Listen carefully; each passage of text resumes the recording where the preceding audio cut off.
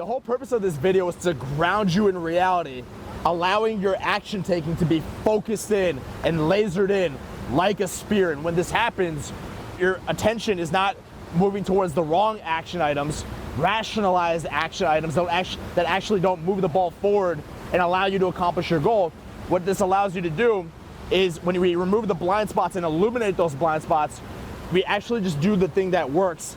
And oftentimes the things that work are the things that are simple and the things that are obvious. But unfortunately, with our society, we get conditioned into either doing the wrong thing or we distract ourselves with a million things that look like opportunities when in fact we have shiny object syndrome with other opportunities and actions that don't actually land the plane when it comes to getting results.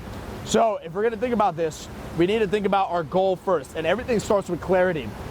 To get clarity on our actions, we need clarity on the results, and we need to reverse engineer those results. So if we're starting with our results that we want, maybe you're an entrepreneur and you want to make $50,000 a month, or it could be $10,000 a month, it could be $100,000 a month.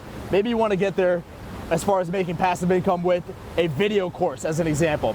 So maybe you set the first goal of making a video course, and then later the second goal would be making $50,000 a month off of that video course. Well, if you're going to make a video course, immediately your brain is going to start thinking about all the various action items that lead to that video course. Do you think your brain is going to want to do the harder actions first or the easier actions first? Your brain, because your DNA wants to save time and energy, will always make you do the easier actions first, oftentimes. It doesn't want to really exert its will on the actions that move the ball forward. So if you have a video course in mind, what does that lead to as far as actions? Think about your goal. Write down your goal. What is your goal? The equivalent of the video course, and do a brain dump and write down every possible action or every action that would be necessary for that goal.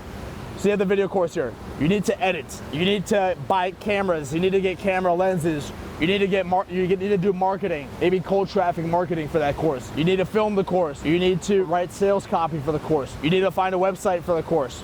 Maybe you need to hire a cameraman. Maybe you need to hire an editor, and so on and so forth.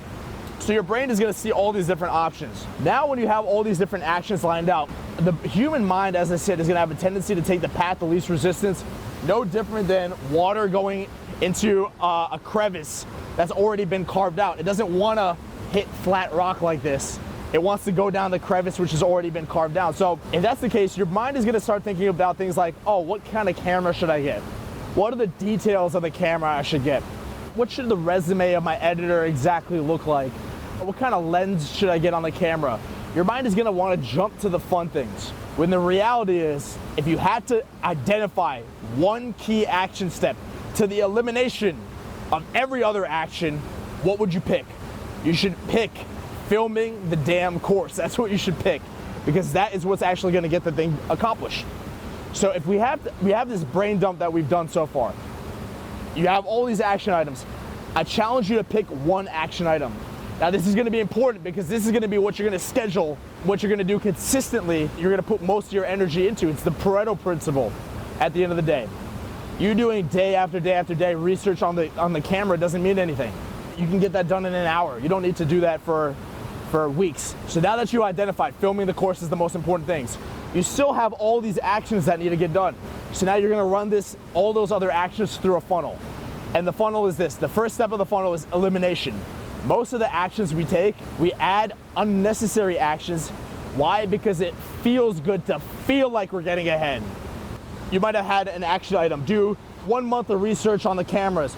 It doesn't matter. It doesn't matter. If you're an entrepreneur, you might want to make 50 grand a month off a video course. You don't need to focus on every last little detail of the camera. So now we write down elimination. Eliminate that step. Eliminate this step. I challenge you to eliminate 50 to 90% of the steps. 50 to 90%. Most of the steps are unessential. Next step is automation. What system can you plug the action into to where it gets done automatically? Is there a certain website that can do automatic postings for you for your goals? What's the system? So that's thinking about systems that can get it done for you. Or maybe artificial intelligence. Next is delegation. Who are the big picture players that you're going to need on your team that you can delegate those action items to? So if you want the video course done, you might want to get an editor, You might want to get a cameraman. You might want to get a marketer. Those might be the big three in the beginning. And then you can delegate to those people. Those people can also, in turn, give you advice and help you to tweak your one main action item, because they're seeing things at a more micro lens, in a more detail-oriented lens, and they're seeing things that you're not seeing. In turn, it's like this communication. It's like the airplane and the communication tower. You guys can communicate with each other and tweak and tweak and tweak that main action step to make your product or service even better, or your goal accomplished that much better. So then the next step under delegation is, once you run through elimination, automation, delegation, then you want to start doing certain tasks again, certain actions again. And that's what we call prioritization. Then you prioritize those in order and do them. Action items that you're going to prioritize in order after elimination, automation, and delegation are never going to be more important than your key action item, which is to film. Filming will always be the most important thing for you to do.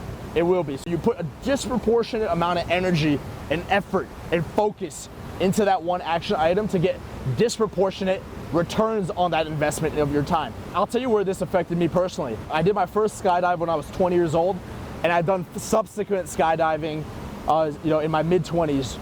And I remember when I was getting my skydive license initially, there are all these things my mind would focus on, which were the wrong things. So before I even went to the course, you do something called ground school, where they teach you emergency procedures and how to pull your parachute and all those details, and they teach you about wing loading and all this kind of stuff. Before I even did my first course, before I even put in reps on my jumps, because you need 25 jumps for skydiving to get an A license, which means you can jump on your own. Before I even did that, my mind, before I showed up to the course, my mind would focus in on, okay, read Boundless by Ben Greenfield, to learn about the details of health. Read the book Bird Dream by, I think, Matthew something. I forgot his last name, but that's about wingsuiting. Read this base jumping book. Those things are important. Those things are cool to read. But is any of that a substitution for going to the skydive range and jumping? No, my key action item was to jump. Now, at the end of elimination, automation, delegation, prioritization, my prioritization actions were doing deep work on learning how to pack my parachute, and doing deep work studying the skydive license, studying the windage, studying the details about the license. That's what was important. Not, did I take a turmeric supplement today? That stuff's good, but that stuff doesn't actually get the license accomplished. So I want you to think about the areas in which you're deluding yourself. After you've done that, go back to that key action item that you set for yourself, the most important thing. The first step that we talked about was working volume with that action item. Most people do not work enough volume, and the volume of action is what creates the breakthrough. You have your results here, and it's almost like there's a ceiling. And you feel really good when you start taking action, because there's a novelty to taking action. But then you boom, boom, boom, boom, boom, you hit the ceiling. And when you hit the ceiling of resistance, what happens when you hit that ceiling? Number one, you may self-sabotage. How might you self-sabotage? You might self-sabotage simply by not being persistent with the boring action item. Maybe by working volume on it. Maybe you do 10 skydive jumps, maybe you do 24 skydive jumps, but you're like, you know what, I don't want to do another one. I'm getting bored, because the initial skydiving was thrilling, but you don't want to keep putting in the reps to actually land the plane and get the result. If the ability to not fall into the trap of boredom, of shiny object syndrome, of fear of missing out, all of a sudden it's like you're just about to break through. Think about your life and where this is happening. You're just about to break through, and immediately you feel like, man, Joe, my neighbor is doing this activity. Maybe I should be doing that. Or you doubt yourself, or you second guess yourself. Really, the shiny object syndrome or boredom right before you get a result, the inability to put in volume till you break through, till you actually have that breakthrough and get the fruits of your labor, that is really a self-preservation mechanism. The inability to put volume into the craft is a self-preservation mechanism, because it's not that you're trying to break through and get this result and remain as this person down here. It's an actual identity level shift that needs to happen. It's amazing how this happens in various contexts. I remember Dan Penny, my mentor, he's told me that a lot of people self-sabotage when they are deal making, when it's time to buy their first company, when it's time to actually sign the papers. That's where their self-sabotaging mechanism kicks in. because they had a vision, a dreamlike vision, an ephemeral vision in their mind of getting this results, when in reality, when it actually comes down to signing the deal and getting the results, they realized that that dream wasn't really a dream. That dream was a coping mechanism. So volume on the craft eliminates the coping mechanism of the mind to just feel the sensation of dopamine from imagining your dream. But it forces you to reconcile the difference between who you currently are and who you want to be. The next thing that gets underestimated is depth of focus. So you should read Deep Work by Cal Newport to learn about honing your mind to the point where every last fiber of your brain is focused on the action item. You really realize you're deluding yourself if you're not plugged into a system where you can actually be around other people that are getting it, that are actually getting results. It's one thing to think about skydiving from your room and you start, watching some videos on it. It's another thing to show up to the range, feel your heart thump, feel the adrenaline in your system, talk to people that are doing it, see what it actually takes, and then you're forced to not waste time anymore, and you're forced to put in volume on your key action item. And same thing when it comes to depth. If you're trying to be a skydiver, you can't be anywhere else. You have to be in the moment, because skydiving and lack of focus, it's a deadly combination. You have to think about your goal where lack of focus plus volume is an extremely deadly combination, because then you're distracted. You're putting in the volume step one, which is great. You put in your volume. But if you're putting in volume and you're half distracted on YouTube, or you're taking 10 bathroom breaks and you can't focus with every fiber of your being, then you're putting on volume. Ultimately, you're getting some compounded gains with your minutia of focus, but you're getting compounded distracting gains, which is not really compounded. It's really a negative downward spiral. You got to think about that. Things add up. When you decided, I'm going to have depth of focus on my craft, that means you have to go all in with your mind. You have to push your mind. It's a feeling of, it's like you feel your will weakening, and you don't succumb to the feeling of weakened will. You push through that barrier. Then the will weakens, then you push through that barrier. Then the will weakens, then you push through that barrier again. It's like a continual process of breaking through these glass ceilings. Here's where I learned this. I learned this in my old I used to run track, and we used to run these intervals, rep after rep after rep after rep. And when you're putting in this amount of reps, let's say you're doing 10 200-meter sprints. 10 200-meter sprints doesn't feel pleasant. You puke all over yourself. You puke on your shirt. You puke all over the ground. You puke in trash cans. You puke a lot. You feel massive amounts of adrenaline. Your legs are filled with lactic acid. Your legs are heavy. So when this happens, you might be on rep number 7, knowing you're gonna have to run another 3 200-meter sprints. And your coach is waiting there, staring at you, making sure that you have to do it at whatever, 24 seconds, 23 seconds, 25 seconds, but a really fast time. And it's gonna suck. When that happens, you're forced to break through the ceiling. But when you're sitting alone in your room and you're staring at your desk, you're staring at your work, you're staring at the cell phone to make cold calls, or whatever your business entails, whatever your type of work entails, you're staring at it. You're not forced to break through the ceiling. So you hit the ceiling with depth of focus, your willpower goes up to here.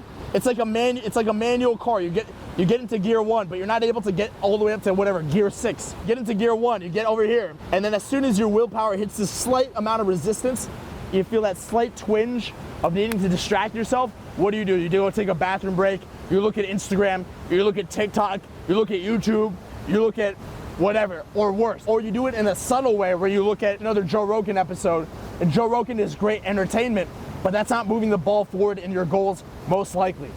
It can be very subtle to sabotage yourself by distracting yourself.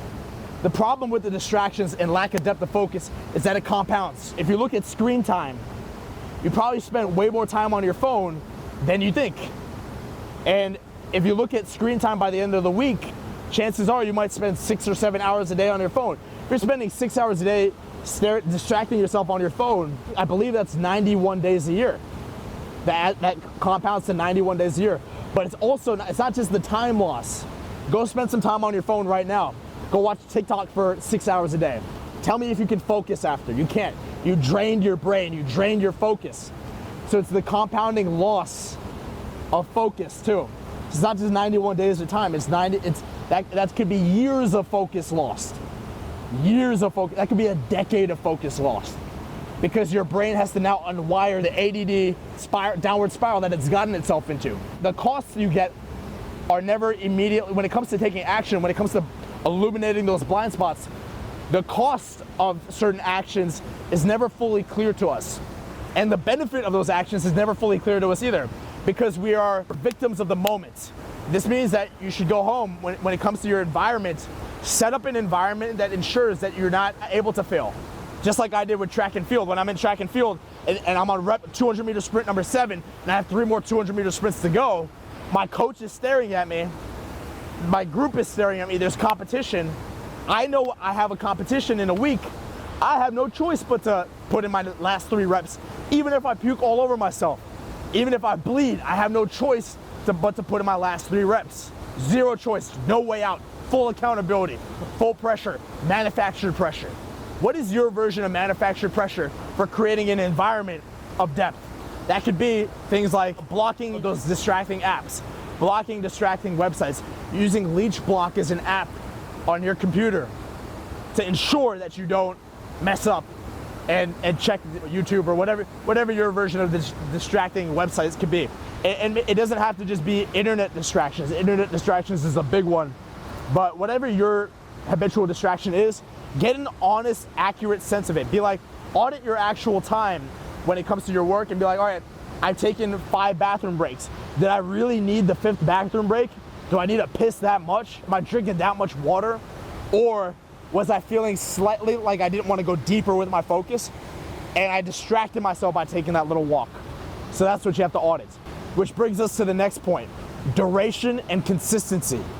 So as I said before, with volume and depth, we have blind spots towards the consequences of our action and the benefits of our action. You put in a crap ton of volume and a crap ton of depth of focus, man, your results are gonna compound over time, over duration with your consistency. Your results will compound to a point where you have no context for it yet.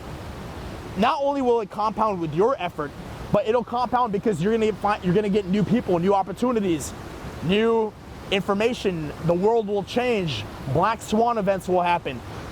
You will be able to take your craft to another level if you are able to keep chipping away.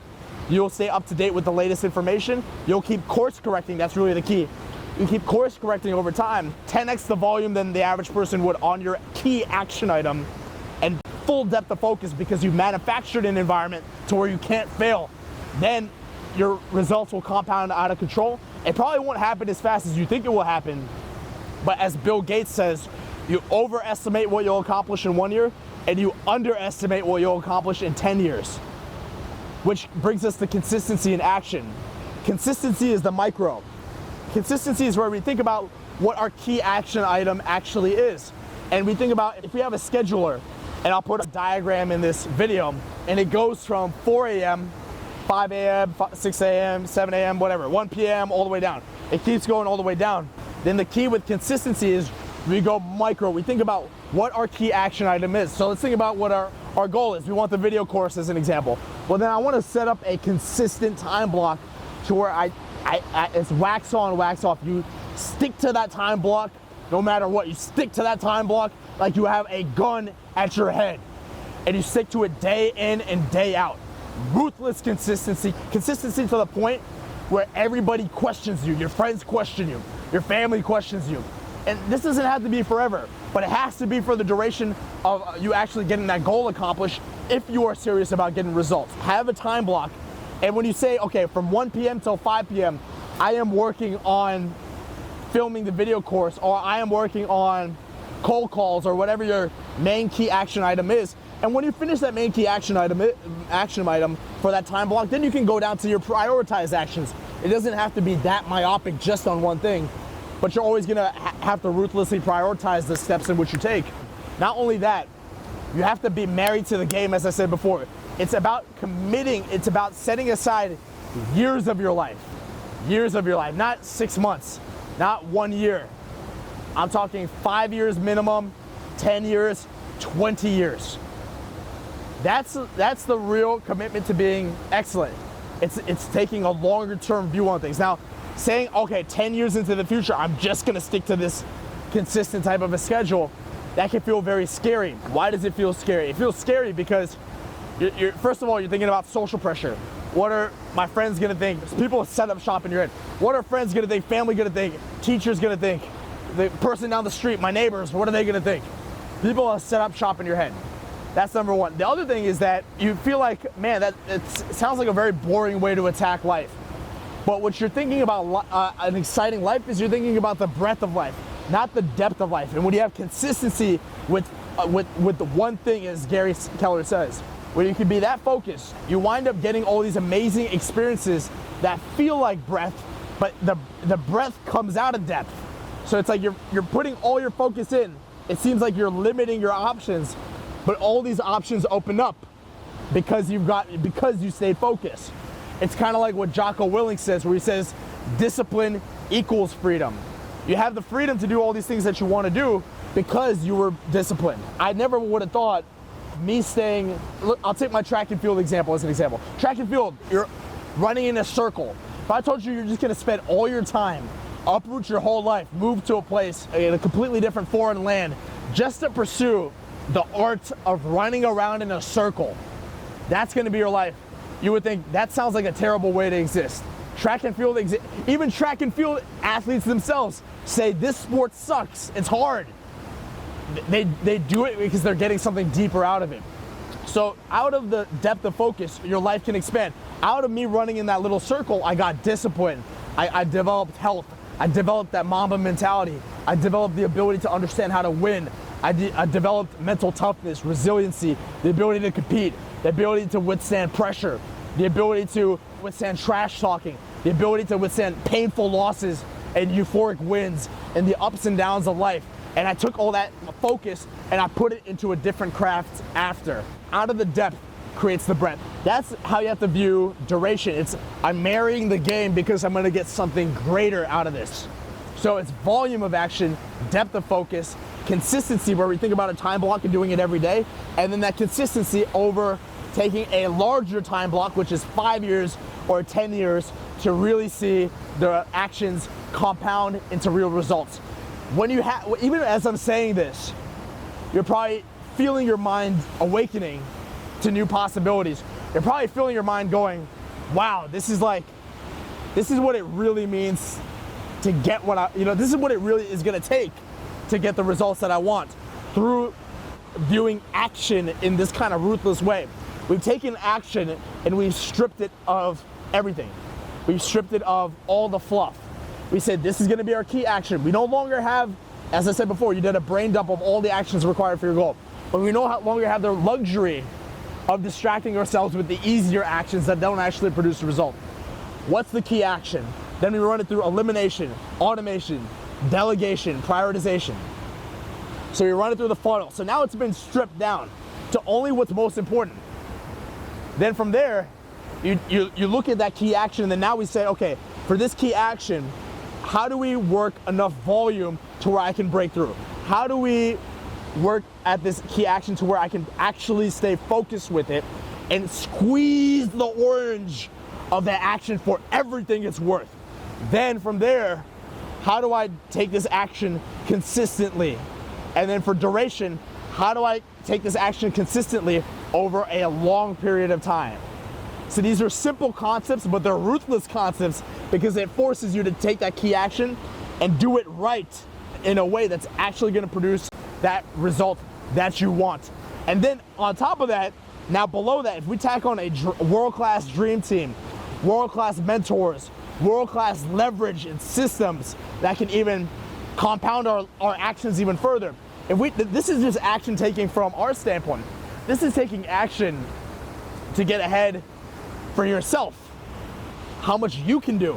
Now if we tack on a world-class team and systems and leverage, now we have a multiplier effect.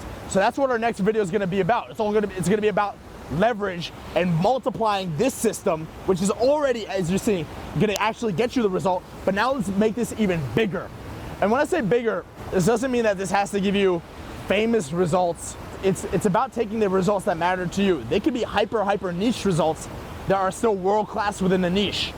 There's many different ways of viewing this, but I want you to think about how you can take your actions and kind of run it through this system. Think about where you were going wrong and how this system that I gave you in this video is gonna make your actions right. It's gonna get your head screwed on straight and get you taking actions from a place where we stripped away the blind spots, we stripped away the fantasy, the fugazi, and we're doing exactly what's gonna get you the results that you want, because that's what ultimately what it's about. It's not about taking action in a way where you're a hamster on a hamster wheel.